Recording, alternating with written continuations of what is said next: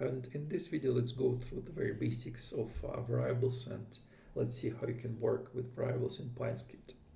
So it's quite easy to work with them. So just to define a variable, you can just use following kind of construction. So basically you type your variable name, then equal sign, and then value you want to assign to your variable.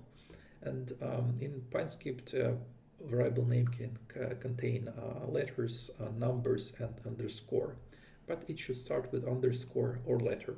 So these three are valid variable numbers. Also in PineScript, some names are reserved for built-in variables. So for example, I cannot name my variable open and redefine it. Basically, it's already reserved for a built-in variable, so you cannot use it.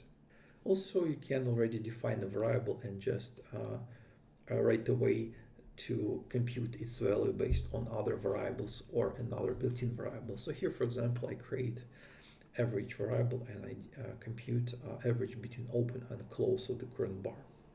Also, you can create a variable and when defining it, compute it based on the previously defined variable. So here, for example, I compute a simple moving average of a previously defined variable.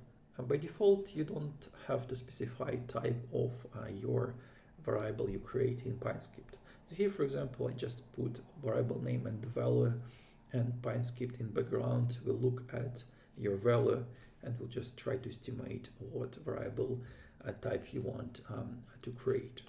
And sometimes that might not work for you, and you can try to force PineScript to create a variable of certain type.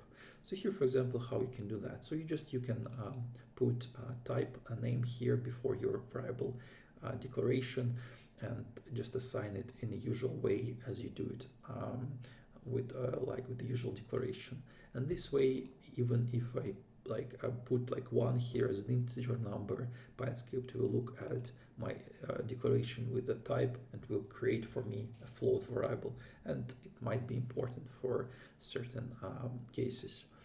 Also, if you declare the variable and you want to edit its value, you have to use different operator for that. So to define variable, you can just use equal sign, but if you want to edit variable, you need to use a colon and equal sign together. So here, for example, the code, I created the variable as 1, and if later in the code I want to change it to 2, I need to use colon and equal sign. So that's quite easy. Another pretty interesting topic is self-reference variables. So as I said to you previously in the course, PineScript runs entire code for every bar in a row. And basically, when you create your variable in a default case, you create it for every bar from scratch. But you can use previous values of the same variables to compute something kind of more complicated across multiple bars. So to do that, you can use self-reference variables. So basically, self-reference variables are variables that you compute based on previous value of the same variable. So it's quite easy.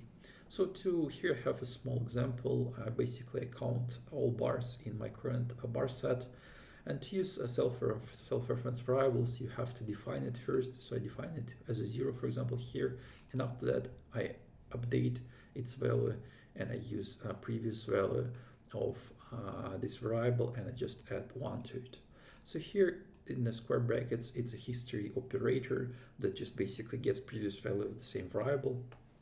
We will talk about it later in the course. And here, this function nz. It's a very simple function. So it basically looks at a variable, and if a variable is not defined, it will put 0 instead of it. And if it's defined, it will just keep its value. So it's quite simple. So you can just edit the chart to see how this counting works. And as you can see, it counted it in the current bar set. PineScript used for calculations, it was almost 22,000 bars. So that's all about variables in PineScript. In the next video, we will review a few pretty interesting special variables in PineScript.